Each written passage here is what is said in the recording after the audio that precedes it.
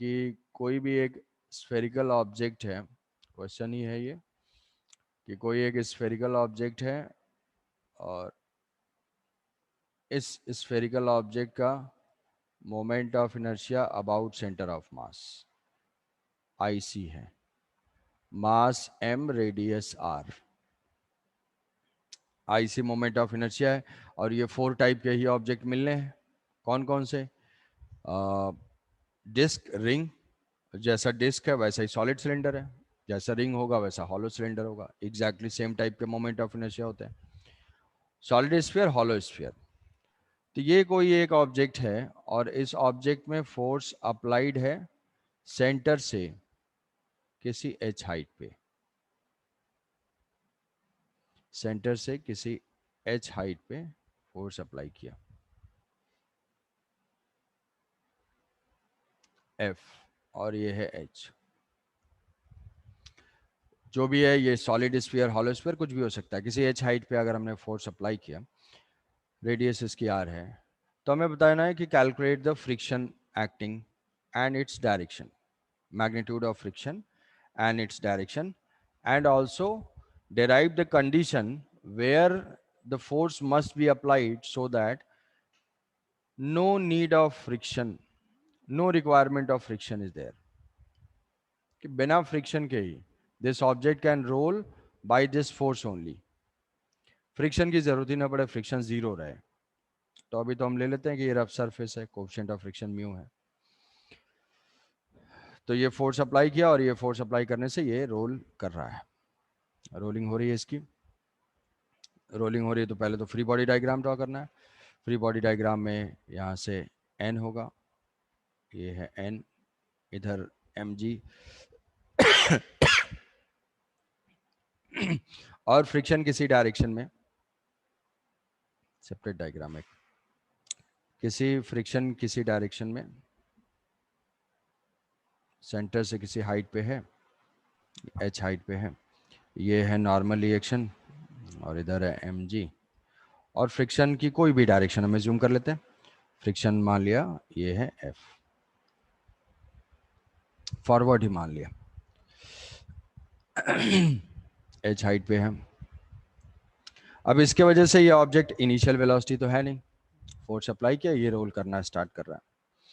Role करना start कर रहा है तो इसका acceleration A centre of mass and alpha, A centre of mass and alpha. तो जो कांटेक्ट पॉइंट है, कांटेक्ट पॉइंट का एक्सेलरेशन अगर प्योर रोलिंग है तो ए और अल्फा दोनों डायरेक्शन तो अपोजिट है, सिर्फ हमें क्या करना है, मैग्नीट्यूड इक्वल कर देना है, ए इज इक्वल टू अल्फा। क्यों?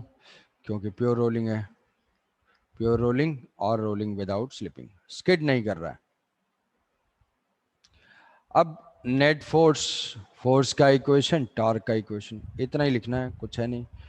फोर्स के इक्वेशन कितने होंगे, एक हॉरिजॉन्टल डायरेक्शन में, एक वर्टिकल डायरेक्शन में, और एक टॉर्क का equation about centre of mass, और एक ये रोलिंग कांस्टेंट। ये 4 इक्वेशंस हैं और हमारे 4 अननोन्स हैं। कौन कौन से? नॉर्मल है, फ्रिक्शन है, ए है, अल्फा है, ये 4 अननोन, 4 इक्वेशन। तो अगर इक्वेशन लिखते हो क्या आ जाएगा, N F plus F, force भी राइट की तरफ, फ्रिक्शनल फोर्स भी राइट की तरफ है, so F plus F is equal to M into A, equation number 1। Vertical direction से, वर्टिकल डायरेक्शन से भी लिख सकते हैं, वर्टिकल डायरेक्शन से तो कुछ नहीं आएगा, ऐसे ही N is equal to M G बस। n is equal to mg। तो एक वेरिएबल तो सॉल्व हो गया, 3 बचे। फिर टॉर्क, ये 2 हो गए किसके, ट्रांसलेशन के इक्वेशन, ये 2 हो गए ट्रांसलेशन के इक्वेशन। अब रोटेशन, रोटेशन किसके about, about centre of mass. तो टॉर्क जो है, टॉर्क भी हम सेंटर ऑफ मास के अबाउट ही लिखेंगे। तो जैसा तुमने अल्फा का सेंस दिखाया है, अल्फा का सेंस हम जैसे डिनोट करेंगे उसी सेंस में नेट टॉर्क होगा। मतलब नेट टॉर्क मैंने किस सेंस में माना है, नेट टॉर्क किस सेंस में, जो अल्फा का सेंस है, क्लॉकवाइज में। तो एफ और एफ में क्लॉकवाइज में कौन सा फोर्स टॉर्क दे रहा है, कैपिटल एफ जो है वो क्लॉकवाइज में टॉर्क दे रहा है, और सेंटर ऑफ मास के अबाउट फ्रिक्शन का टॉर्क देखोगे तो वो एंटी क्लॉकवाइज आएगा। So Yes. net torque in clockwise sense is F into H minus F into R. F into H minus F into R equal to I को IC रहने देते हैं, IC into alpha. ये है rotation का equation. Friction की direction अगर opposite लेता तो उस फ्रिक्शन का टॉर्क भी क्लॉकवाइज आता, तो ये इक्वेशन मेरा F प्लस एफ हो जाता. फर्क कुछ नहीं पड़ेगा. प्लस हो जाता है, yes sir. A is equal to alpha. A is equal to alpha. This is equation number 4. अब इनको सॉल्व करना है. तो ये तो यूज हो गया भाई, नॉर्मल की वैल्यू आ गई. अब मैं फाइंड करना है फ्रिक्शन. तो फ्रिक्शन तो पहले ए फाइंड कर लेते हैं. ए फाइंड करने के लिए क्या करेंगे कि एफ को आर से डिवाइड करते हैं. क्वेश्चन 3 को आर से डिवाइड करते हैं.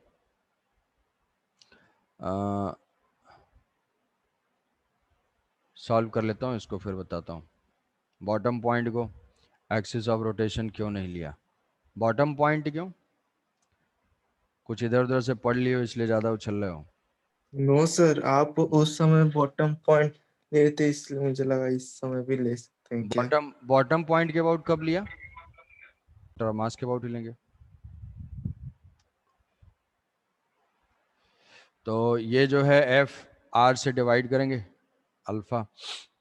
एफ प्लस एफ इक्वेशन 3 को आर से डिवाइड करेंगे. एफ प्लस एफ ये है 1 और ये है एफ एच माइनस आर से डिवाइड कर दिया इसको.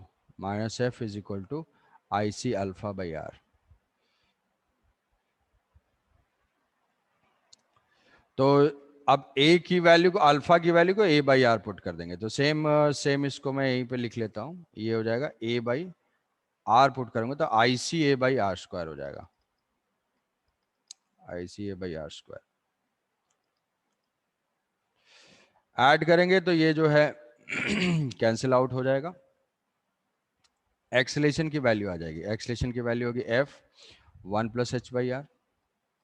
1 plus H by R is equal to M A plus I C A by R square.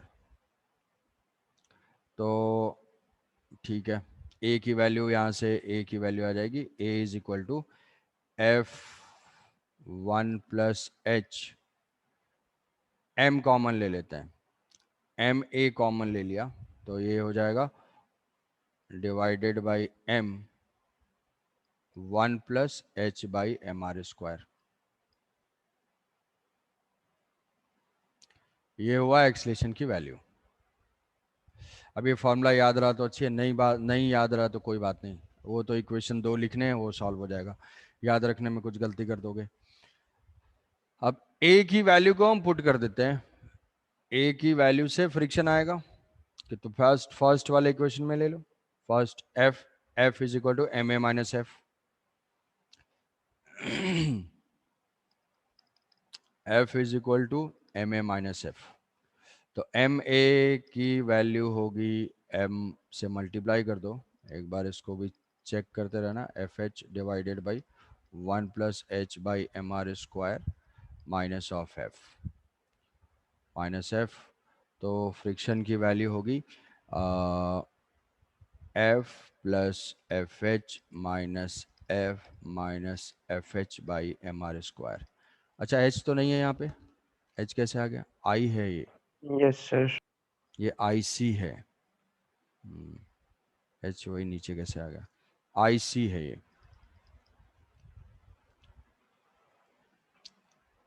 I C moment of inertia. Dimensionally incorrect हो रहा है ये term. I C by M R square. तो ये हो जाएगा I C by M R square.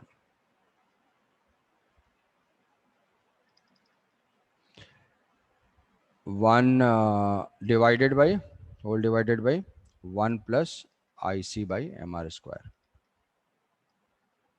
F और F cancel out हो गया. एफ और एफ कैंसिल आउट हो गया. एफ कॉमन ले लिया तो ये हो जाएगा F H minus I C by M R square. H minus I C by M R square divided by 1 plus I C by M R square. अब इसके अकॉर्डिंग देखो, ये जो क्वांटिटी है यहाँ पे, ये क्वांटिटी पॉजिटिव और नेगेटिव दोनों हो सकती है. If H is more than IC by mr square, then friction forward positive होगा. पॉजिटिव मतलब हमारी एज्यूम डायरेक्शन करेक्ट है, तो जो हमने राइट की तरफ एज्यूम किया वही होगा. If H is less than IC by mr square, तो उस केस में फ्रिक्शन क्या हो जाएगा? नेगेटिव, मतलब हमारे एक्चुअल में अपोजिट है. और H is equal to IC by mr square है, तो फ्रिक्शन क्या हो जाएगा? 0. ये जो है अपने आप रोल करेगा. तो किसी भी ऑब्जेक्ट है उसके लिए हमें IC की वैल्यू है. जैसे फॉर एग्जांपल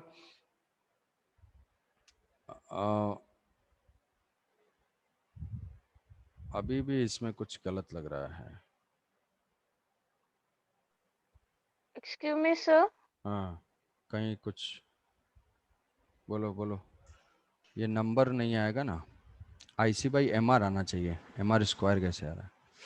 सर वो जो 1/r कौन सा कौन सा? सर सर वो 1/h/r सर वो f into 1 हाँ H वही. by R था ना. हाँ H बाई आर था. 1 plus H by R. 1 plus ये वही वही वही H बाई आर. यहाँ से 1 वही, क्योंकि वो नंबर आ रहा है तो कुछ ठीक नहीं लगा. 1 प्लस yes H, sir. तो ये H बाई आर और ये भी है H बाई आर. अभी ठीक है. तो H बाई आर से अगर हम देखेंगे यहाँ पे, तो ये हो जाएगा IC बाई MR. R से R कैंसिल आउट हो जाएगा.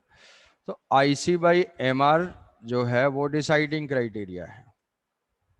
जैसे मान लो रिंग के लिए अगर हम लेते हैं, तो रिंग के लिए बहुत ही पॉपुलर क्वेश्चन है. ऐसा दिया हुआ रहेगा कि कोई एक रिंग है और रिंग में जो है टॉप पे फोर्स अप्लाई किया जा रहा है, फाइंड द फ्रिक्शनल फोर्स. अब एक बार हम चेक कर लेंगे कि जैसे रिंग है तो रिंग के लिए H की वैल्यू क्या होगी. सेंटर से किस हाइट पे मुझे फोर्स अप्लाई करना है, तो IC जो है रिंग का हो जाएगा mr square divided by mr.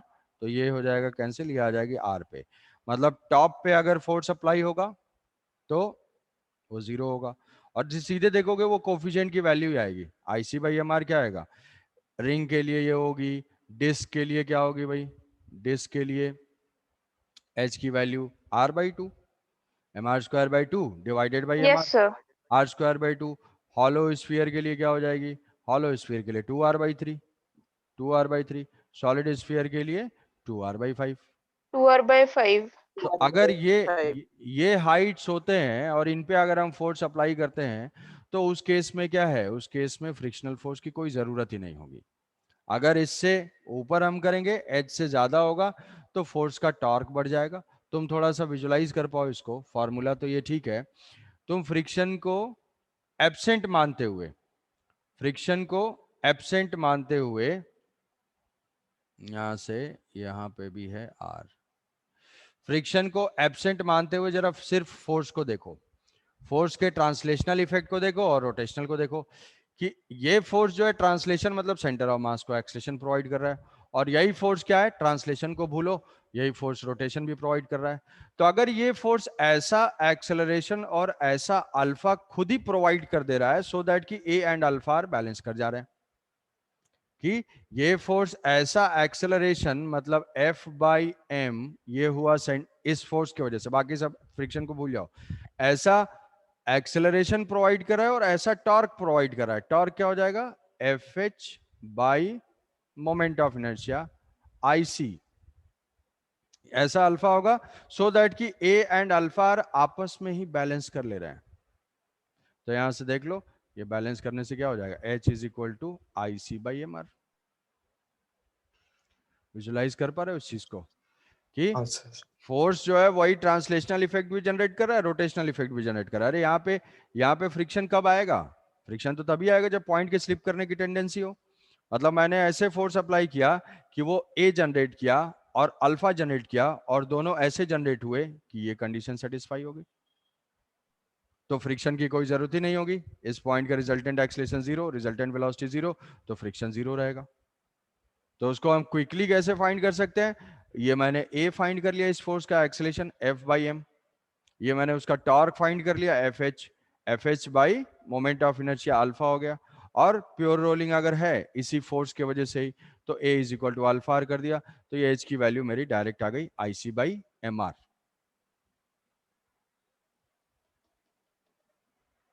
समझे? Yes, कुछ sir. टेंशन में तो नहीं आ गए? सर हो गया No, sir. ओके। तो इससे जो है इस हाइट को देख के, और वो हाइट क्या है, वो हाइट रिंग के लिए आर, डिस्क के लिए आर बाई टू, जो कोफिशिएंट है मोमेंट ऑफ इनर्शिया के, 2r/3, 2r/5, r/2। अगर ये हाइट डिस्क में भाई r/2 से ज्यादा है, r/2 से ज्यादा 3r/4 पे है, तो तुरंत समझ जाओगे कि यार फ्रिक्शन का। अब अगर h इंक्रीज होता है, जो भी इस वैल्यू से h इंक्रीज होगा, क्या एक्सेलरेशन में चेंज होगा? नहीं होगा। किस में चेंज होगा? टॉर्क में चेंज होगा। h बढ़ा, टॉर्क बढ़ गया, टॉर्क बढ़ जाएगा, अल्फा बढ़ जाएगा, अल्फा बढ़ने से अल्फा आर इंक्रीज हो जाएगा, तो पॉइंट की बैकवर्ड टेंडेंसी आ जाएगी, तो फ्रिक्शन को फॉरवर्ड लगना ही है। तो इस एच से अगर हम ऊपर अप्लाई करेंगे तो फ्रिक्शन फॉरवर्ड, इस एच से अगर नीचे जाएंगे तो उसका टॉर्क कम होगा, टॉर्क से अल्फा कम होगा, अल्फा कम होने से अल्फा आर कम हो जाएगा, एक्सेलरेशन सेम रहेगा, पॉइंट की फॉरवर्ड स्लिप करने की टेंडेंसी होगी, फ्रिक्शन किधर एक्ट करेगा? Backward.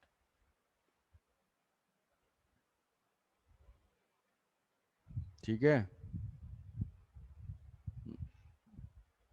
Yes sir.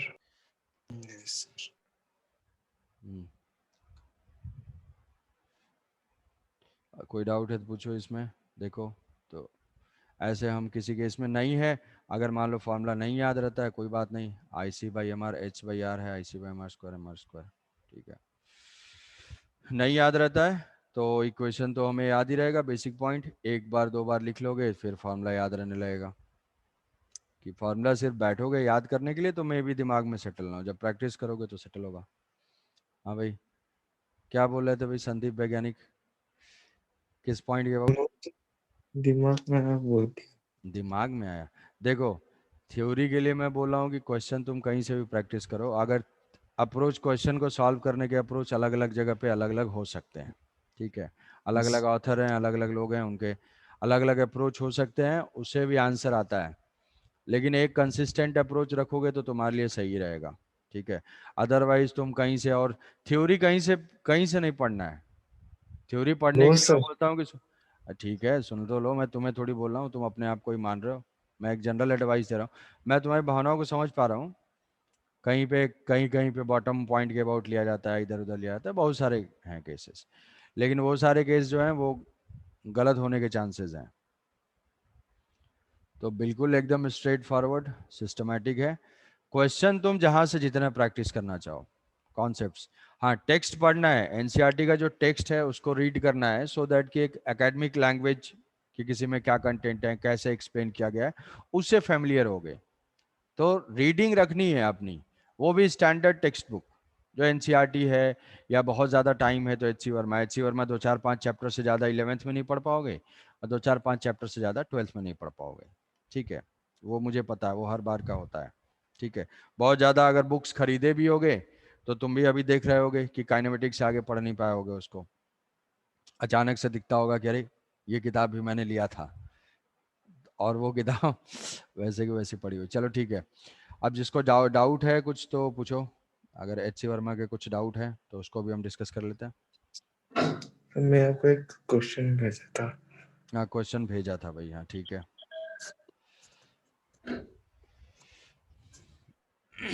Question number इसमें मैं बोल रहा था 86 करना है। ठीक है, क्वेश्चन यहाँ पे 86 करना है।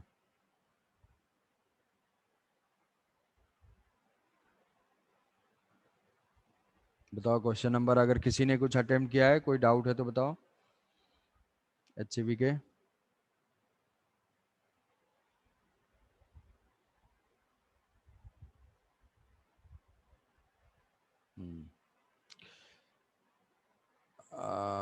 Horizontal smooth circular track.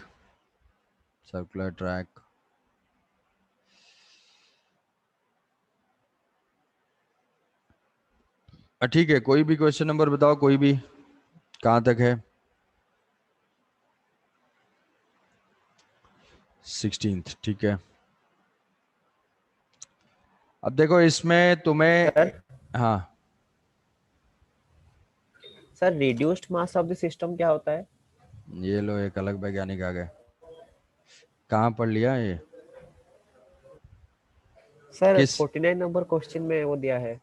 49 number question में? अच्छा, रिड्यूस्ड मास एक्चुअली क्या होता है कि जैसे कोई भी डबल मास सिस्टम होता है ना, डबल स्प्रिंग है, या जैसे कोई प्लैनेट और सैटेलाइट है, या दो मासेस मूव कर रहे हैं, तो कभी भी अगर दो मासेस मूव कर रहे होते हैं, दो मास हैं, दो मास, दो पार्टिकल हैं और वो मूव कर रहे हैं, तो अगर उसी कॉन्सेप्ट को हम सिंगल मास में कन्वर्ट करना चाहें, ठीक है, जैसे रिड्यूस्ड मास थोड़ा सा आगे देखेंगे, सिंपल हार्मोनिक मोशन में, थोड़ा ग्रेविटेशन में, कई कई जगह पे उसको एक रिड्यूस करने के लिए तरीका है कि जैसे मान लो कि ऐसा कोई सिस्टम है, ऐसा कोई सिस्टम है, ये हम एसएचएम में देखेंगे कि ये ऑसिलेट कर रहा है, M1 एंड M2, इसको जो है कंप्रेस करके रिलीज कर दिया तो ये ऑसिलेट कर रहा है, इसका कुछ ऑसिलेशन है, ठीक है। तो इस ऑसिलेशन में हम इसकी फ्रीक्वेंसी निकालेंगे, इसकी फ्रीक्वेंसी निकालेंगे, तो फ्रीक्वेंसी निकालेंगे तो इस सिस्टम को अगर मुझे ऐसे कन्वर्ट करना है कि एक स्प्रिंग वही रख के मैं यहाँ पे कितना मास अप्लाई करूं सो दैट कि मुझे सेम फ्रीक्वेंसी मिले जैसे कि इस सिस्टम की थी, कि अगर इस दो मासेस को मैं सिंगल मास एज्यूम करूं, सिंगल मास अगर एज्यूम करूं तो क्या मास एज्यूम करना चाहिए सो दैट कि इस केस की फ्रीक्वेंसी और इस केस की फ्रीक्वेंसी सेम हो, तो वो हो जाता है रिड्यूस्ड मास, मतलब सिंगल मास में उसको रिड्यूस करना। हाँ, तो रिड्यूस्ड मास, तो जो म्यू हो जाएगा, reduced mass is equal to m1 m2 divided by m1 plus m2, m1 m2 divided by m1 plus m2, ठीक है। रिड्यूस मास मतलब उसको सिंगल मास में रिड्यूस करना, एक मास के लिए इक्वलेंट, ऐसा इक्वलेंट मास टाइप का कुछ होता नहीं है, बट प्रॉब्लम सॉल्विंग के लिए हम लोग ऐसा ही इक्वेशन याद रख लेते हैं। क्वेश्चन नंबर 16, अच्छा, तो ये तो जो है वेरिएबल है। क्वेश्चन नंबर 16 का आंसर आया भाई किसी का? ठीक है, ये वेरिएबल है, वेरिएबल रो है, तो बेसिक अप्रोच से हमें फाइंड करना पड़ेगा कि surface density mass per unit area of a circular disc of radius a is distance from the center is rho a by rho is equal to a plus br. Find its moment of inertia about line perpendicular to the plane passing through center. तो disc जब uniform है तो uniform के case में तो ठीक है, ये जो है यूनिफॉर्म है, यूनिफॉर्म हम डायरेक्टली इसको फाइंड कर लेंगे एम और आर से, एम आर स्क्वायर बाई 2, ये हो गया। बट अब वेरिएबल है तो वेरिएबल में हम वही बेसिक वाला अप्रोच करते हैं। बेसिक कैसे क्या था कि भाई रिंग से हम डिस्क को कई सारे रिंग्स में डिवाइड करते हैं, कई सारे छोटे छोटे रिंग्स में डिवाइड करते हैं, हर रिंग का मोमेंट ऑफ इनर्शिया लिखते हैं और उसको ऐड करते हैं। तो यहाँ पे आर और डिस्क में एलिमेंट कैसे लेते हैं, सेंटर ऑफ मास में ये बताया होगा, आर रेडियस का डी आर थिकनेस की रिंग, ये एलिमेंट कैसा है, आर रेडियस है, सेंटर ऑफ मास में, मोमेंट ऑफ इनर्शिया में, आगे इलेक्ट्रोस्टैटिक्स में बहुत सारे ये एलिमेंट्स और 2 ही 3 टाइप के हैं बस। रिंग में कैसे एलिमेंट लेना है, डिस्क में सॉलिड स्फीयर, हॉलो स्फीयर। तो यहाँ पे आर रेडियस है और ये डी आर थिकनेस है,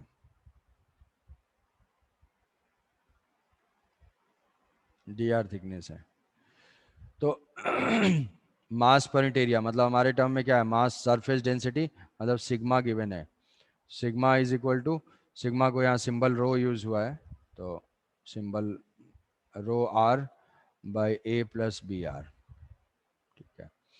तो इसमें कितना मास है, अब इस रिंग का मोमेंट ऑफ इनर्शिया बता सकते हो, इस रिंग का मास अगर डीएम है तो इसका moment of inertia about the axis कितना हो जाएगा, डीएम इंटू आर स्क्वायर, जो Yes, डी आई sir. है DM into R square, DM into R square का इंटीग्रेशन ये करना है, तो ये हो जाएगा नेट मोमेंट ऑफ इनर्शिया। अब डीएम कैसे फाइंड करेंगे, DM is equal to surface mass distribution है तो जो डीएम है that is equal to sigma into D A, तो यहाँ रो इंटू डी ए। अब इस रिंग का एरिया कितना होगा? 2 pi r into D R, इसका सर्कमफेरेंस इंटू विड्थ, तो ये होगा 2 pi r 2 pi r into D R into a plus B R. A plus B R क्या है? वो है सिग्मा या रो, मास पॉइंट एरिया। ये हो जाएगा 2 पाई r, या r को अगर ब्रैकेट में ले लेते हैं तो A R plus B R square into D R, ये हो जाएगा डी एम। इस डी एम को यहाँ पे पुट कर देना है, तो हो जाएगा 2 pi A R plus B R square D R. R की value from 0 to capital R, तो ये हो जाएगा 2 पाई आर क्यूब होगा ये, तो ये हो जाएगा ए आर क्यूब, तो आर 4/4 और प्लस ये R4 हो जाएगा, प्लस बी R5/5, और यहाँ पे 0 टू R लिमिट्स पुट कर देंगे, तो हो जाएगा 2 पाई ए R4/4 प्लस बी R5/5, ये आ जाएगा मोमेंट ऑफ इनर्शिया।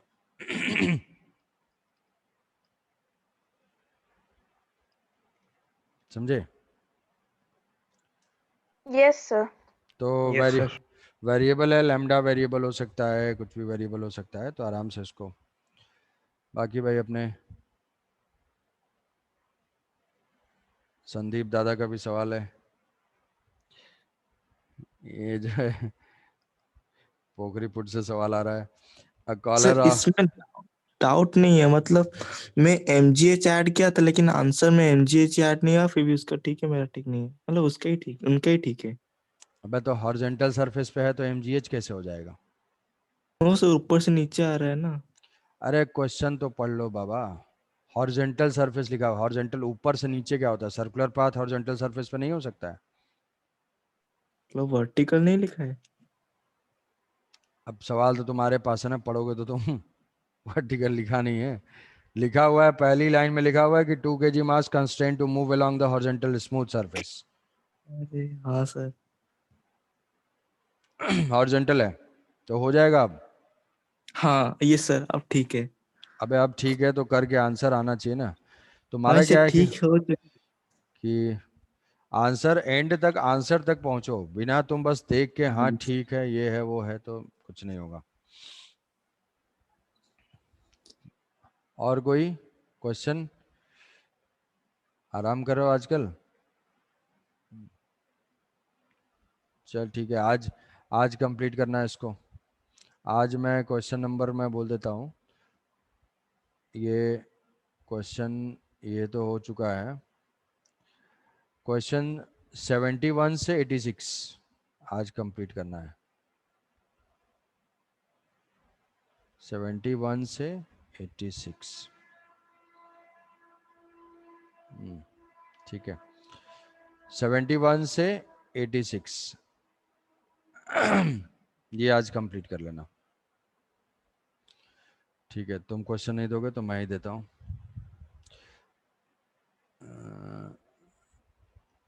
ऐसा है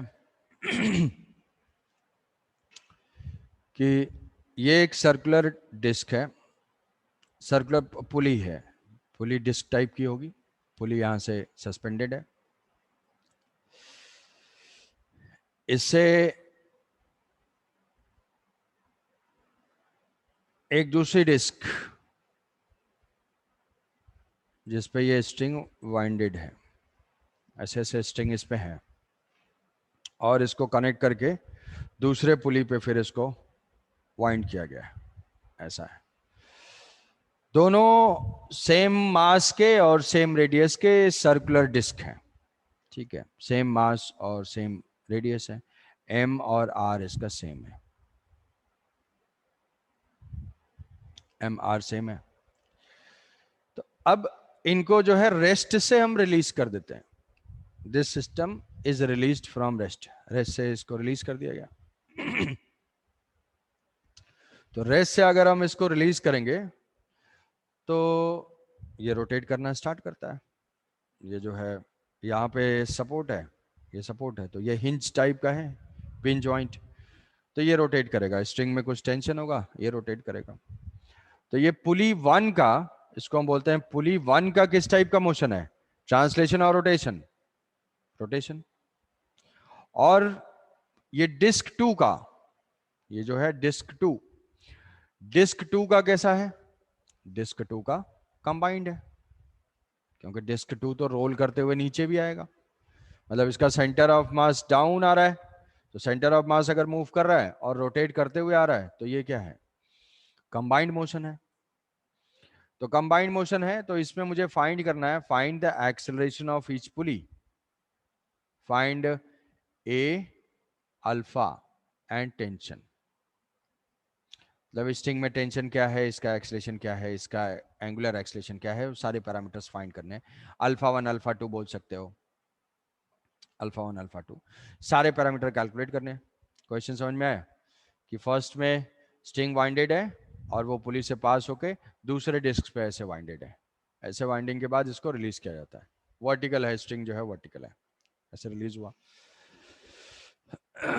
तो इसका रोटेशनल मोशन होगा, इसका कंबाइंड मोशन होगा। तो कंबाइंड मोशन होगा तो हम सीधे स्ट्रेट फॉरवर्ड, बिना डरे हुए, डरना नहीं है एकदम, बिना डरे हुए जो चीज़ें होती है, कंबाइंड मोशन है तो फोर्सेज होंगे, फोर्सेज हैं तो यहाँ पे ए सेंटर ऑफ मास होगा, ए सेंटर ऑफ मास से इसका कुछ रोटेशन होगा, रोटेशन के वजह से अल्फा 1 होगा, फिर यहाँ पे भी है इसका कुछ अल्फा 2 होगा, यहाँ से कुछ अल्फा 2 होगा, इसमें जो है यहाँ पे टेंशन होगा, यहाँ पे स्ट्रिंग में जो है टेंशन होगा, यहाँ पे अगर फ्री बॉडी डायग्राम में इसका देखूं, इसका तो अल्फा डिनोट कर दिया, यहाँ से टेंशन होगा टी, ये इसके वजह से रोटेशन हो गया A2। जो डिस्क 2 है, डिस्क 2 का जो है टेंशन, यहाँ से स्ट्रिंग है, फ्री बॉडी डायग्राम जैसे ड्रॉ करते हैं, यहाँ से कांटेक्ट है, यहाँ पे mg है और कोई फोर्स है नहीं, स्ट्रिंग का टेंशन T और ये mg, और इसका A और अल्फा डिनोट किया हुआ, यहाँ से अल्फा 1 हो गया और यहाँ पे हो गया A हो गया, ये डाउनवर्ड डायरेक्शन में।